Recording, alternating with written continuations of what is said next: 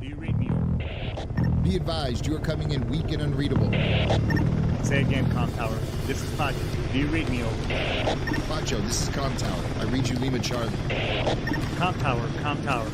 Request permission to launch and commence the field op. Over. Stand by. Pacho, permission granted. I say again, permission granted. Roger that. Launching podcast in 3, 2.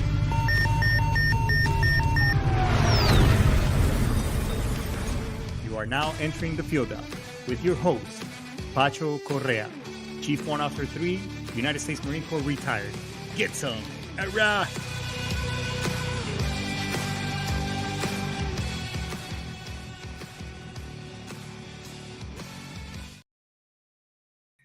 Get some. Hurrah! What's going on, everybody? It's your boy Pacho right here at the field op. Man, do we have an amazing show for you folks today? We have a living legend amongst us. Let's get all the pleasantries out of the way before we bring this amazing individual, this hero, onto the stage. Hey, this show is brought to you by Primerica. Hey, when was the last time you, as a veteran, or even as if you're still on active duty, when was the last time you took a really hard look at your finances in preparation for retirement or transitioning out? Well, if you go to the show link in the bio, the Money Pro, schedule yourself a financial needs analysis, just a quick conversation so it'll paint you a real good picture where you're at in your finances and how you can protect your assets and ensure that your loved ones, God forbid, in the event of an emergency, that you have the things already implemented to ensure that, they don't have to, sell their house, among other things, and lose what they currently have. Or maybe you want to grow your investments and really capitalize your VA investment, your VA benefits, then so that way you can have that pot of money at the end of the rainbow. So schedule yourself a 1 hour chat session. We'll talk about a couple of things. If something makes sense, we can dig deeper into it. Also, don't forget that at the same time, folks, capitalize yourself and put it in for your VA claims and benefits. I've been helping a lot of veterans do that as well, so that, maybe with that money, you can start investing. Maybe with that money, you can get yourself some type of protection to protect your family as far as with a life insurance. A lot of things that can be done because your VA benefits are there. A lot of us, sometimes we forget when we're transitioning out to implement these other things that were provided for us while in the service. So, it's no pressure, no commitment, but at the very least, put yourself down for some, put in a VA claim and benefit. And I will show you how to do that. And I will show you how to fish to help you, do this on your own eventually. All right. And look, if you want to be a podcaster, you've ever thought about doing something for yourself, write a book, get coaching, get mentoring, Brian Coburn at Sitchradio.com is the man to talk to. So if something makes sense with him, schedule yourself a 1 hour strategy session with him as well. And, have a talk and go from there, because you never know. You might be here doing the same thing as I am. And last but not least, look, folks, this show, I do this all on my own. I don't get paid or compensated for this show. So if everybody can help me with like, subscribing, and following the show in all the other different platforms on Facebook, as well as on YouTube, TikTok, and Instagram, I would really appreciate it, because it would really help the analytics. Okay. And because at the end of the day, look, whether you like what you hear, this show, we're all about supporting the Constitution, the rights as Americans that we get. So like, subscribe, and follow. And at the very least, hey, because we all support the right to bear arms, right of freedom of speech, among many other things, because those are our rights as Americans. So, and I'm very excited to have this hero that's here today. His name is Sydney Levit. Sid, among him being 101 years old, Sid has been, he has been a part of history. He was we're going to get into a lot of great things and talk about him and about, the branch that he served with, among many other things. But let's give an amazing welcome to Mr. Sydney Levit. What's going on, Sid? How are you, sir? Fine, and thank you for this opportunity. I do appreciate it, and I'll follow anything you want me to talk about or answer. Thank you. Sid, I have some very interesting. Go ahead, sir. Yeah, I have some very interesting pictures that I think if I hold them up, they're large. If I hold them up, you'll see what I mean. Okay, yeah, Here, we'll get it all into that, sir. No worries. Sid, so tell me a little bit. You were born in 1924 and you enlisted at the age of 20. What was the calling, or what was the reason for you enlisting? Can you just and what branch did you join? I was drafted into the Army, and they drafted me into the 17th Airborne, which was paratroopers and glider infantrymen. And I became part of the 17th Airborne. Wow. Did you ever find at 20 years old, while all these things are going on around the world, right here in our homeland, you know I mean, did you ever think that you would find yourself at that age jumping out of an airplane in another man's land at all? No.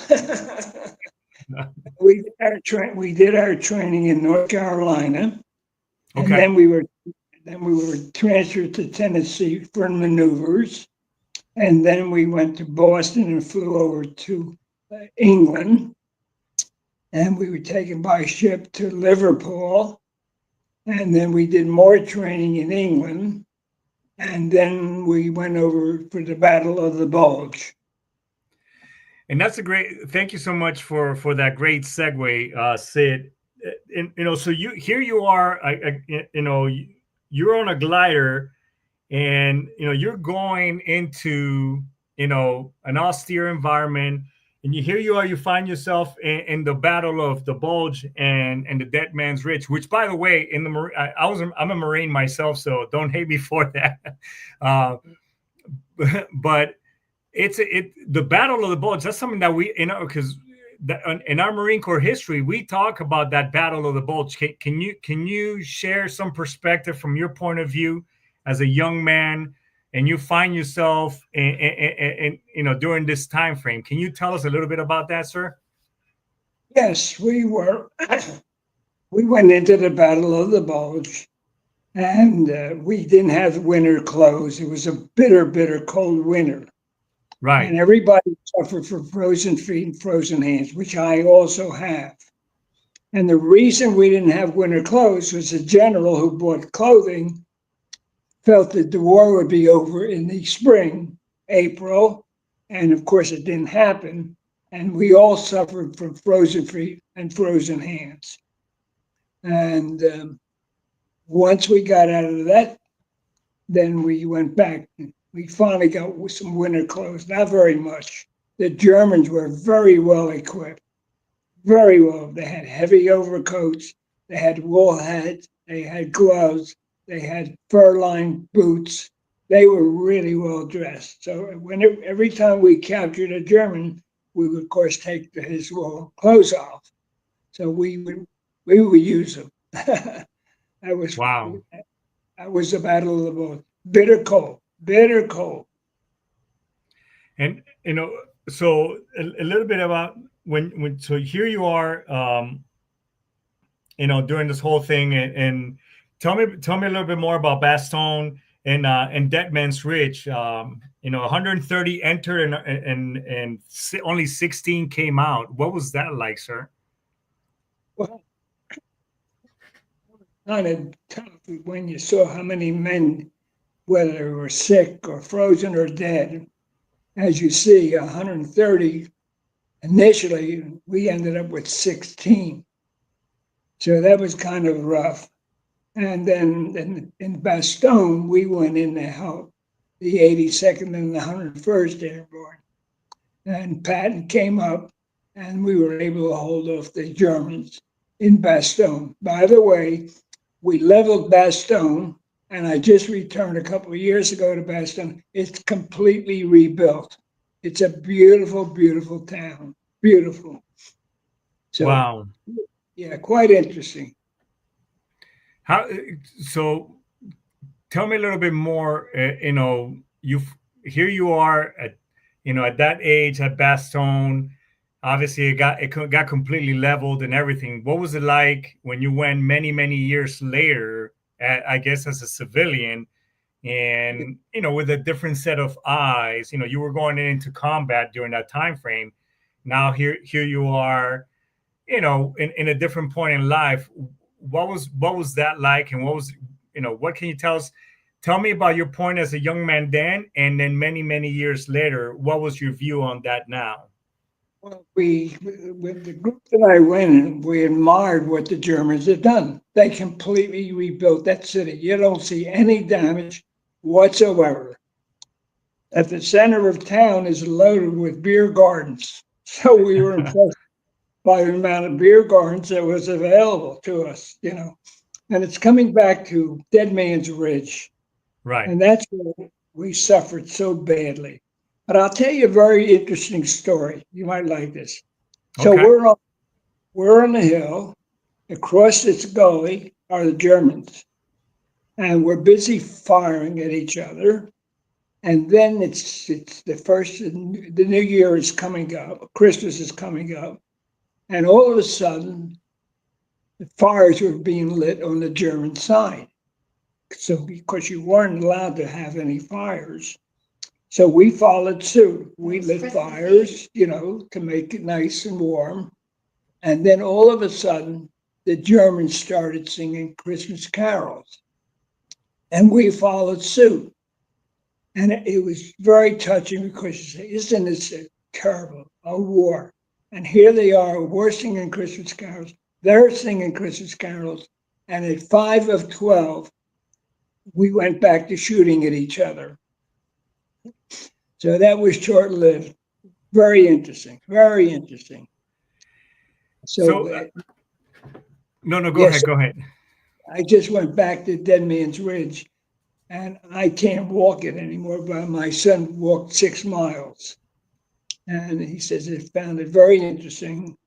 The countryside is completely leveled or whatever it is, and the gully is still in existence, and they have a walk, which is great. Very accepted by the local people. So that was exciting. Brought back good memories. Good memories. Tell me a little bit. So, was it passed down? Now on movie scenes, I've seen this on I forgot the name of the movie. It is a more romanticized point of view where I forgot whether we approached them or they approached us saying, "Hey, how about it's Christmas or New Year's? Let's call a truce." And that you guys, were in the move again in the movie scenes. They play it like everybody got to kind of meet one another and have a couple of drinks and whatever else. But what was again? Was this passed down? Hey, we're having a ceasefire, so that way we can kind of do this. How did that word came down? All of a sudden, you weren't allowed to light fires. Right. All of a sudden, across the gully, the Germans are lighting fires. So we went ahead with the thing. Then the Germans, as I said, started singing Christmas carols, which of course we did. And then, of course, at midnight, it ended. Okay. And we went back to shooting at each other. Kind of weird, but it happened. Yeah, I mean, I can't even. I mean, I spent in 2008. I spent the holidays when I was deployed to Iraq. However, obviously we were inside a forward operating base, but I can't even imagine being in an environment where everybody is pretty much entrenched inside trenches. Going, I fire, you fire, going back and forth, and all of a sudden, everybody's singing Jingle Bells and everything else. It's true. It's true. Take my word for it. So anyway. Yeah. So now, another thing that I read in your bio is that you found yourself liberating a concentration camp in Poland. Can you tell us? Can you tell us on that? It wasn't in Poland. It was in Germany, and I'm so sorry. Okay. So the camp consisted of Polish men and women. Got it. It was a small camp, and it overlooked the Rhine. And there was a huge, beautiful home there, which we took over, and we took some of the women out of the camp and deloused them. They lived inside huts, and so they brought out all the mattresses, and we burned them because they were full of straw. And the thing that really riled us about the men, the captain, and we had a man who spoke Polish from Michigan. Okay. And the captain told me, you instruct the men to clean up. The grounds were terrible. So they went around, they got wooden shovels, they got wooden rakes and straw brooms. They walk over and they hand them to the women and they sit down.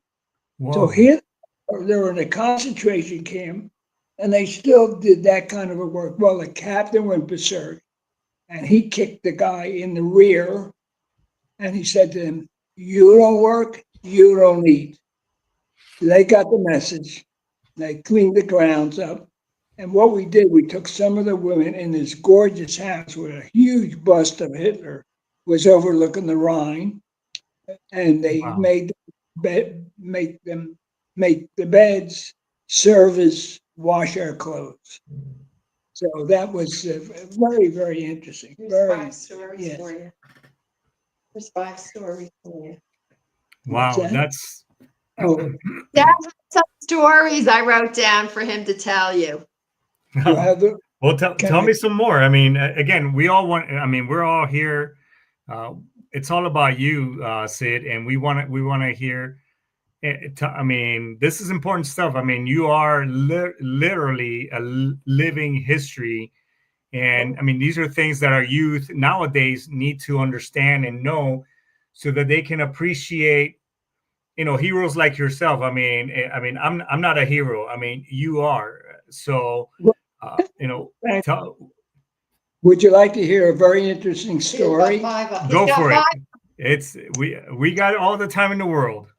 Okay, this friend of mine was a pilot, and his plane was shot down, and he parachuted, and the other part of the parachute out of the plane. Now he knew, in those days, your dog tags had your religion on the tag. Yeah.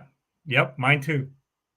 So what happened as he landed, he was captured by a couple of German soldiers. But he ripped it off. So anyway, they take him to the concentration camp, and he take him to the commandant's office. When they walk into the commandant's office, his head is down and he's busy writing. And the commandant lifts his head and he says to my friend, I know you. Now, can you imagine? You jump out of a plane, you land, you're captured by a couple of Germans, you're taken to the commandant, and the commandant looks up and he says, I know you. Okay? So he looks at him and he says, and the commandant says, I know where your grandparents live. He said, how would you do that? What happened as a child, he was taken back to Germany by his family and he joined the German army. Okay. So he spoke perfect English, and my friend is like stunned. How is this? And he says to me, "Yeah, you're from Buffalo." And my friend is like, oh.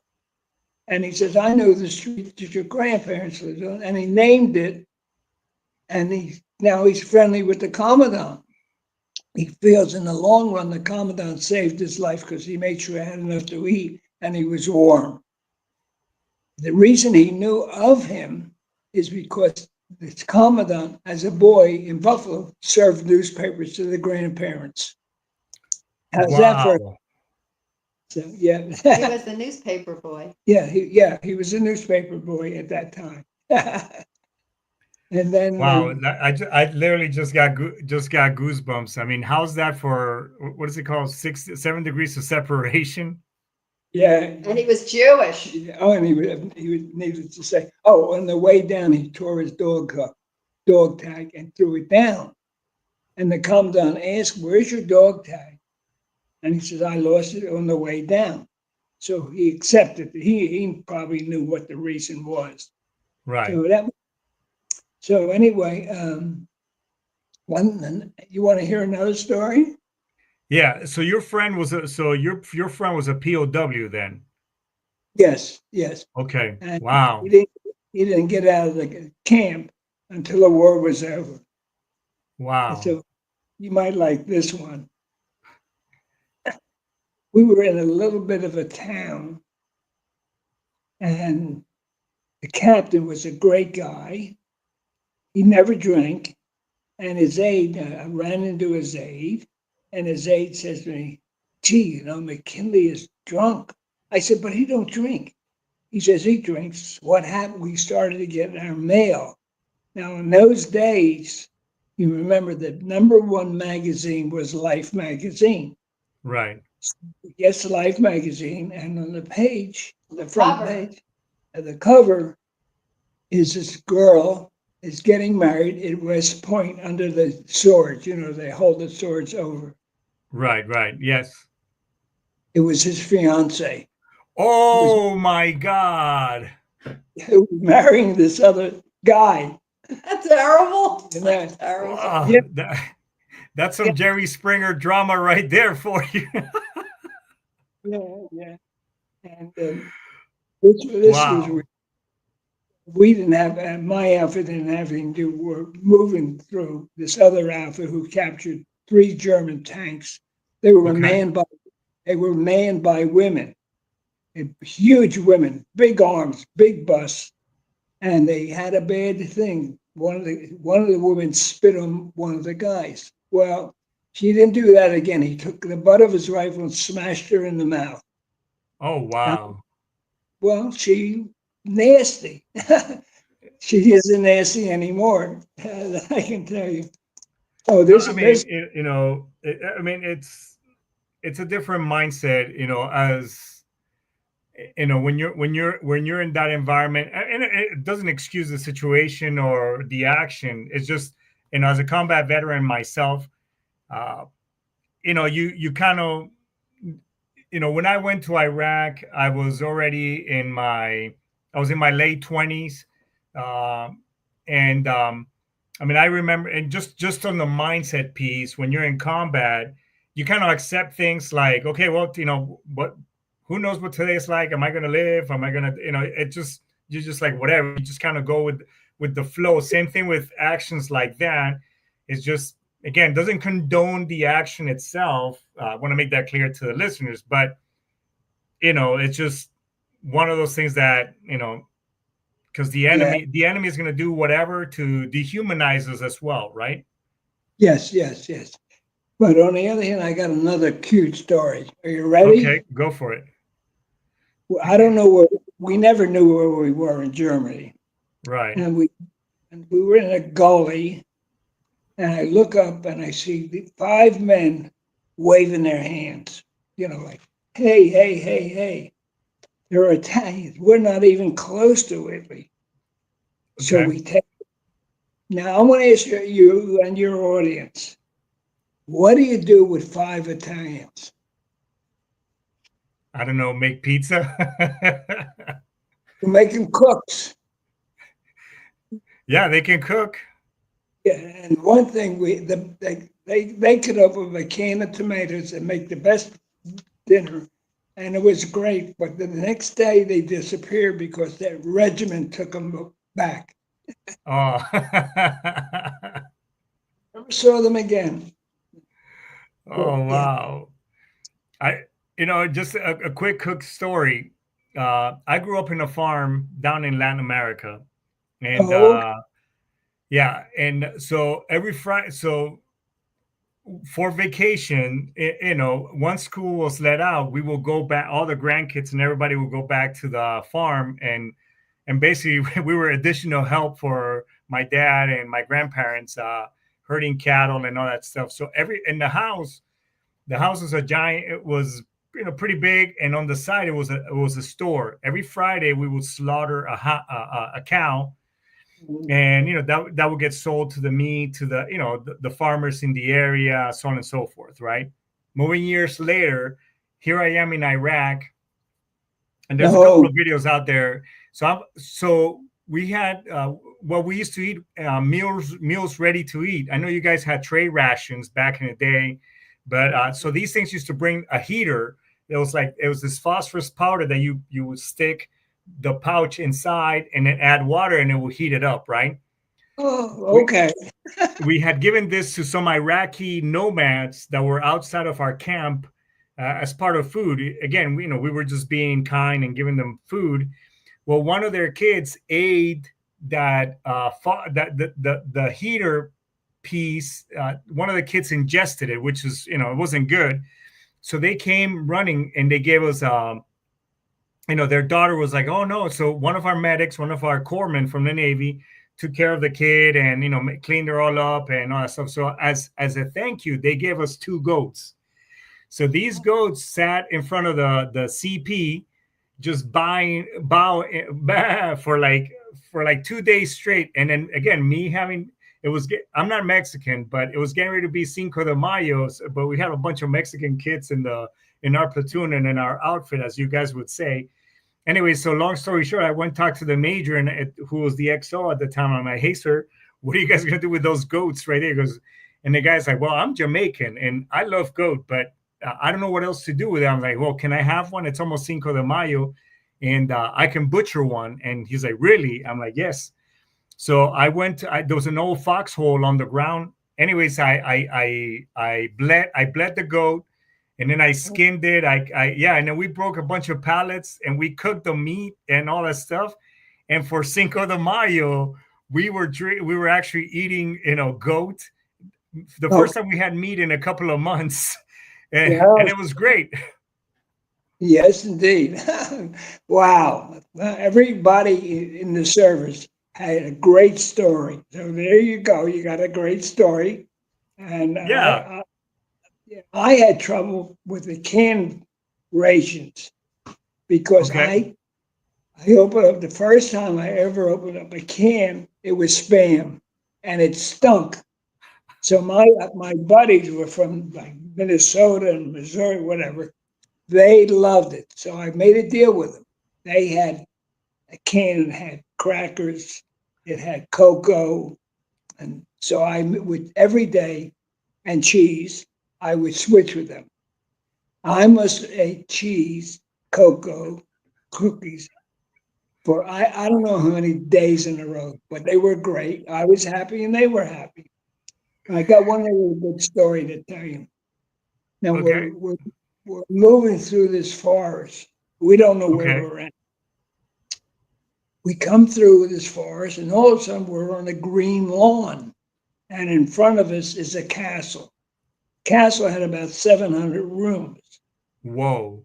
And there was a drawbridge and a moat around it. So Really? yeah. So anyway, the sergeant, we had a sergeant who should have been an officer. He was great. So we crossed the bridge, and he goes into the center court, and he runs at Germans, and they end up killing him, but he killed several of them. He got the Medal of Honor. His name was Wow. Herrick. Yeah. And so here we are, 20 years later. I'm back on a visit, and where do we go? We go to this castle. So I meet the Baron, this castle's been in their family for hundreds of years. Spoke very good English. But the Okay. one thing I remember about the castle was the size of the kitchen. It was huge. It had a walk-in fireplace, So I Yeah. said, Yeah. boy, I got to make sure I'm not dreaming. So I say to the Baron, I'd like to go in and see the kitchen. He says, I'm sorry, I can't take you in. Because how he supported the castle, weddings, meetings, I don't think he rented out rooms because it was cold. There was no central Right. heat. So anyway, I said, now I want to ask you a question. When I crossed this bridge, there was hardly any water in the moat, but I see now it's full. He says, yeah. He says, the town allows me to drain water from the river. So then I say to him about the kitchen. He says, I can't let you in, but I'll take you to another one. It was certainly was not in my dreams, but it was a good visit. was a good visit, seeing that what I remember was true. Yeah, so No, that was good.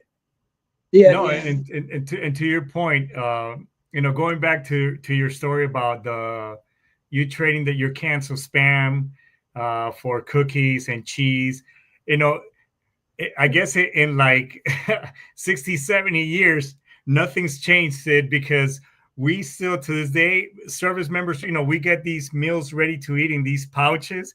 And the first thing that we do is like, hey, who wants the cheese? We start trading, things for another one. Because, some people there's one, we call them MREs, meals ready to eat, but there's one MRE that everybody hates. It's called hot dogs, and it comes with 5 hot dogs, and it has some bread. We actually call it the 5 fingers of death because 9 times out of 10, just like the spam, if you eat it, you will. I mean, it will do you wrong, and you will find yourself digging your own latrine for days, if you know what I mean. So a lot of us will start trading and bartering and the hot commodity is either peanut butter or your jalapeno cheese packet. I mean, that is worth its weight in gold, to be quite honest. Yes, indeed. Yes, indeed. Oh, it's funny. I'm going to ask you a question. Yeah, go ahead. You save it for your audience. Because I guarantee if 10 people call you, 20 people call you, 50 people, they can't answer what I'm going to ask you. Go ahead. Are you ready? Go ahead. Have you ever heard of the varsity campaign?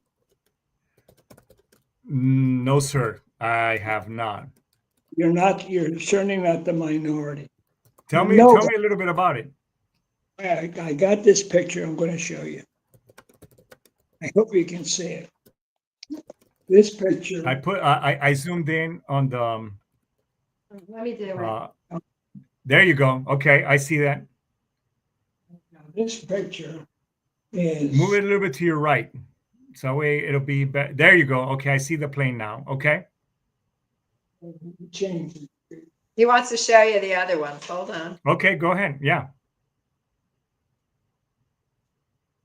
Okay, I see the many planes. Yep. Oh, wow. Yeah, I can see the city, being bombed below. We're flying over Munster, Germany. Wow. Wessel. This is Wessel. Oh, yeah. This is Wessel. Oh, you're right. So anyway, can you see me on the ship?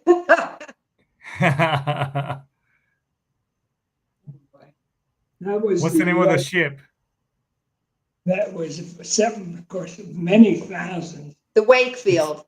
Yes, in August of 1944. Yes. Yes, right. You're right. So many thousands. Can I get your glider picture? Oh, yeah. Get this in your room.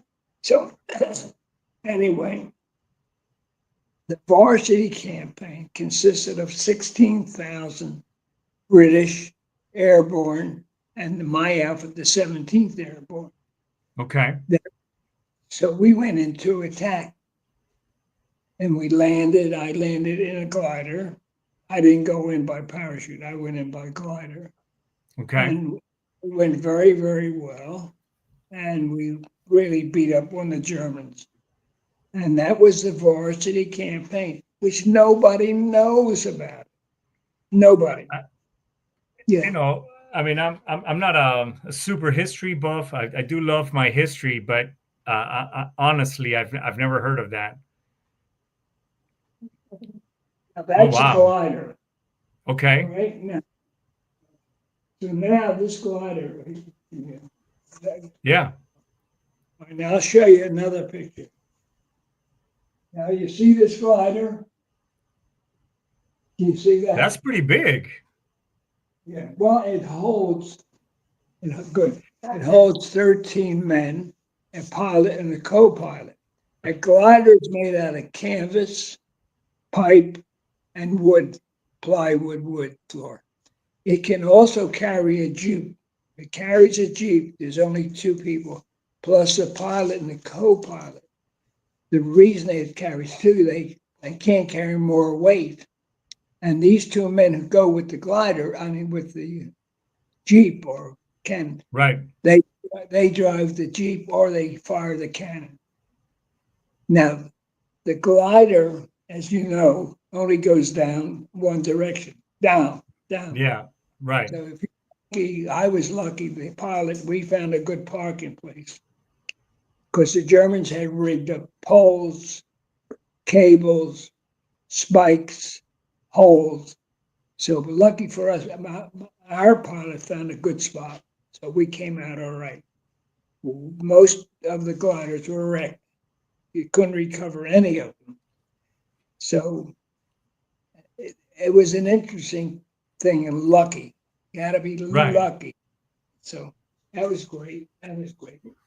So yeah, because in 29 Palms, California, on the base, we're talking again, 1940s, Yes. 1950s.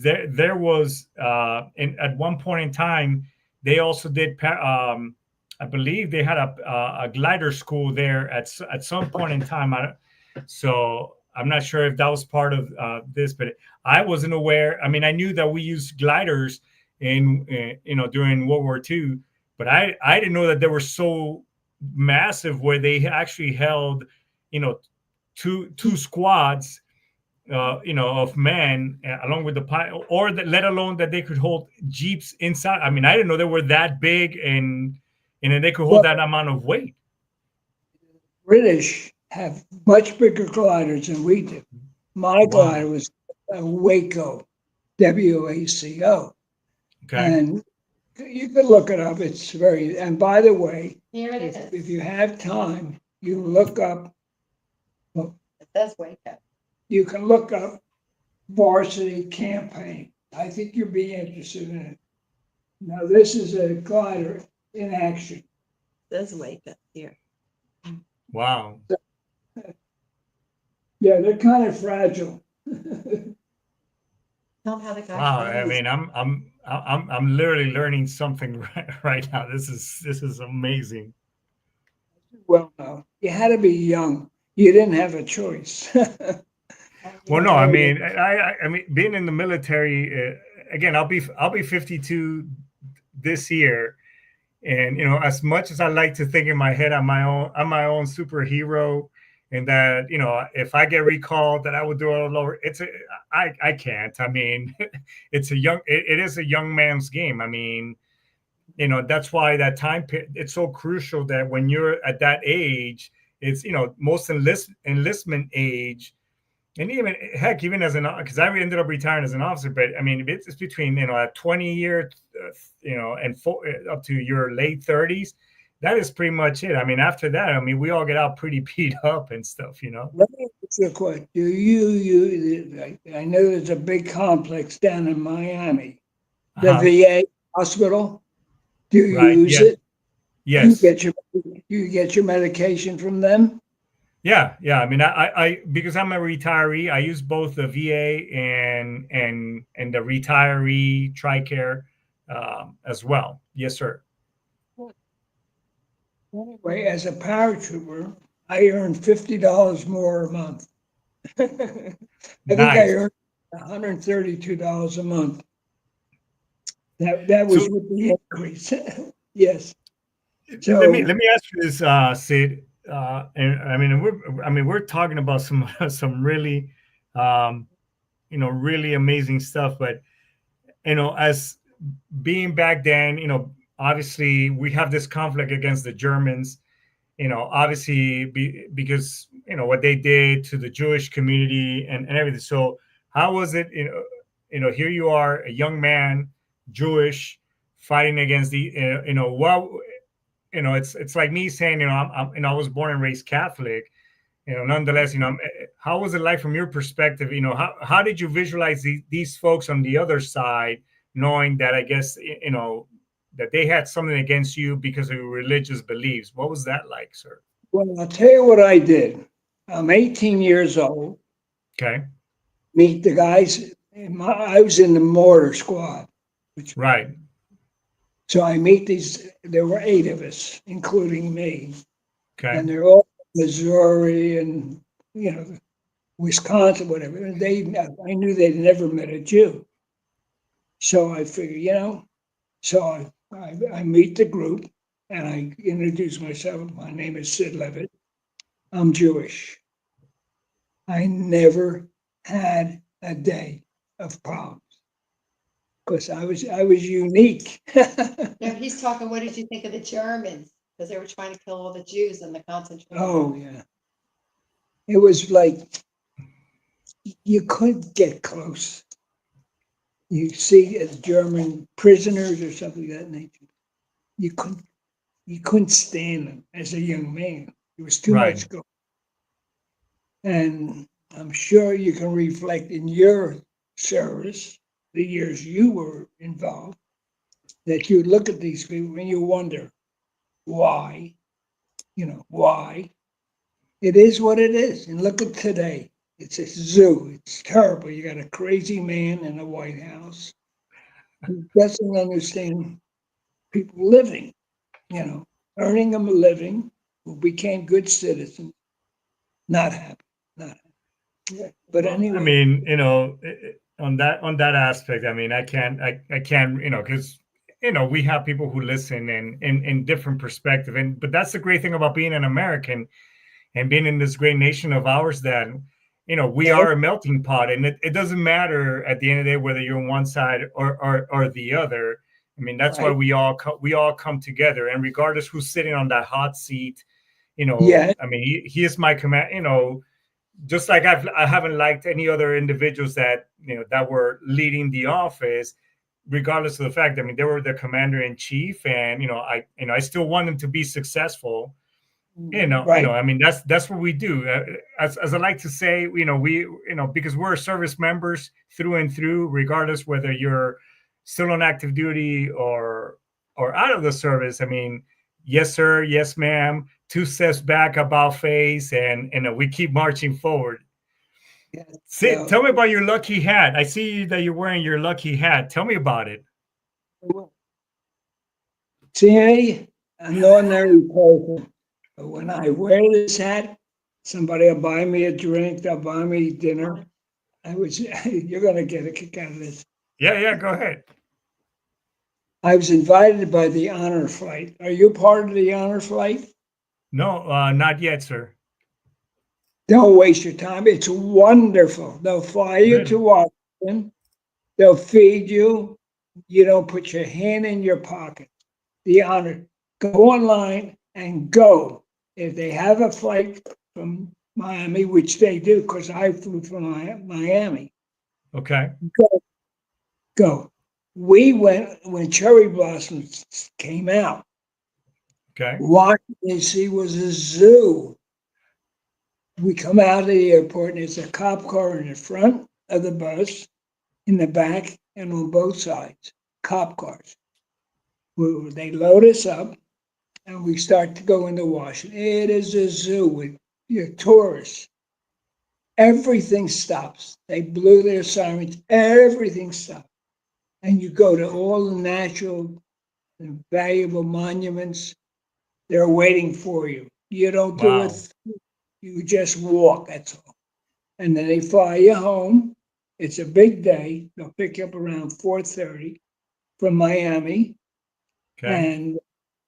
and they'll bring you back to Miami, and you'll see how many people meet children, firemen, policemen at the craziest hour when you're taking off. But go, get in touch with the honor flight, and I'll give you his name is Ryan Patton, Paton. He's a young man, and he's in love with World War II and now Korean Vietnam veterans. Yeah, Okay. lives in Boca Raton. He's a great guy, a great guy. If he hears about you, reach out, reach out. No, So I sure will.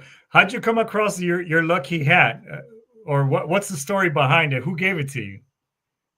the honor flight, they Really? gave. Oh Look, yeah, if yeah, it says it, take your hat off. yeah, I It says it did. on the back. Oh, Wait, show them the back. It says the honor flight. Can you see it? Oh, okay. I love the hat. So anyway, it's a wonderful organization. But I'll tell you one other last story. Nancy reminded me. We're out in the middle of nowhere in Germany, and I'm standing next to the cap. Can you get closer to your mic, please? Sorry. Thank you. There you go. So I hear him say to the captain, "I think my grandparents are near here." The German, because he has a German accent. Right. And the captain lets him go to go look for his grandparents, and he never comes back.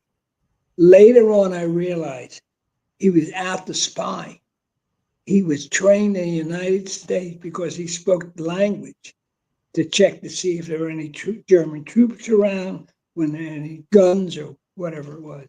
But I never saw him again, and I never gave it much thought. Until recently. That's the crazy part. Dad thought of this recently after 80 years. Yeah, I really matured thanks to the service. But tell me what, the first time you matured. Mm-hmm. When did you Sid, mature? why don't you introduce the other person that's in the room with you, so that way our audience also knows the mysterious voice. That's my daughter, Nancy. Okay, Nancy, jump on the screen right quick so that way people can see you. My daughter says, "Tell him when you matured," at the age of 19. And I heard the first bullet go by my ear. Then I matured. No, oh yeah, I'm sure the pucker factor on I know what you mean, because when you hear over the radio saying we're taking fire, we're taking contact from the right or contact from the left. I mean, I tell you, I mean, it's sobering as sobering can be. You know what I'm saying? I do. Anyway. Sid, tell me something. What's the secret to a long life? I mean, you being 101 years young, what is the secret, man? Because I'm sure a lot of us, I want to know. Eat a lot of ice cream. What's your favorite flavor? Vanilla, chocolate, strawberry. Yeah. Okay. Yeah, very good, very good. And it's easy going down, and it doesn't stick very long. But that's it. You got to have a positive attitude. And I'm sure you do. And we always do this. At the dinner I was at recently with my daughter, Okay. they asked me to talk to the reporter asked me. And I did this. And I said, I didn't do this. You get one shot at living. If you don't take advantage of it, you might as well be dead. That's my theory. One shot at living. And that's it. And you are, I mean, you are as correct as can be, because somebody once said, I heard in their speech, is that there's two, obviously in your tombstone, there's the date that you were born, and then there's the date that you passed on, and then your entire life is summed up in that little dash in between those two numbers. So you got to make that dash count. Am I right or am I wrong? Oh, no, you're right. You got to live it up one time. That's it. You don't get a second. Nope, not at all. When I hear people complain about the food or about this, it says you live in a country where if you have the money, you can buy anything that you want. And if you don't have the money, the government will probably help you. I don't know about now, but as you well know. Tell me what other questions, I'd be happy to answer. Sid, if anybody within our audience would like to have an additional conversation, do you have any social media, or does Nancy or your family members help you with social media at all? What do you want? What are you doing? What? Yeah. What would you like to know? I mean, No, no. Are you on Facebook? Are you on and then on all the other social media being so big nowadays? Are you on Yeah. Facebook or Instagram or any of those platforms?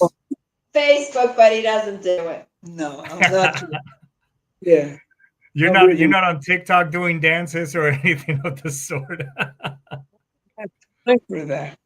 I mean, you Tell him, well, somebody asking you if you were interested. what? Day Oh yeah, yesterday. yesterday, Go yeah, to bagel yesterday. I run into an old friend. How old is she? 65. Yeah, But the yeah, bagel she's place- about 65, and we Okay. haven't seen each other for a while. And so she says, "How are you?" I said, "I'm fine." She said, "I heard you had a big birthday." I said, "Yes, I did." She says, "I have a very nice lady. Would you be interested in meeting her?" I says, "Eileen, I'm 101. What am I going to do?" You know. So she said, "I guess you're right. There's always hope. I guess if you're warm and breathing, it's good enough. I don't know." Anyway, that's my tale of woe. So, Sid, so this, you're an amazing individual. You are a true and I really mean this from the bottom of my heart and my family's heart. Thank you so much. Thank you for thank you for your service. Thank you for your dedicated, you raising your right hand and saying that you will support and defend the Constitution of the United States, yes, in every climbing place, as we like to say in the Marine Corps, Sid. So thank you so much, sir. We honor you. Any last parting words you want to tell to our audience? Any last words of wisdom to us? God bless America. Thank you, sir. Sid, thank you so much. We'll definitely have you back on our show. Okay. And thank you so much, sir. A salute to you. And I say, hoorah and get some. Thank you. Thank you very much. And keep going. Don't slow up. Thank I you. will, Thank you. sir. Thank you. Hey, everybody, that was what an amazing, I mean, and I'm sure Sid still has a lot of stories left for us, for him to share with us. And we will definitely have him here because, I mean, I want to learn more. I mean, I learned a whole bunch of stuff today in regards to the varsity campaign, among many other things, and about gliders that could carry jeeps. I mean, that was super interesting. Anyways, folks, all I can say is that if Sid being 101 and having a positive outlook, I know that a lot of us, and I'm sure he's seen things and had to do things in the name of God and country and freedom. But if a gentleman like that can teach us lessons in being resilient and moving on with our lives, I mean, you too can do it. Because a lot of us, while we find ourselves in these dark paths and going into ruminating and contemplating about taking our lives and committing suicide, take a page from Sid's book right there. I know that like it's how we perceive things and how we decide to move on and make that little dash in our lives count. Because at the end of the day, nobody wants to be talking about your eulogy because you took your own life and because things got, that pack got too heavy when somebody else could have helped you carry that load. So with that being said, everybody, reach out to TRICARE, reach out to one of your buddies, do a buddy check, and see and get some help. So, but I think this is an amazing show. This is a great place to do an index, everybody. So with that being said, Elra, get some. Ice Tomas, Dice the Key. I'll see you next week. Yad, get some.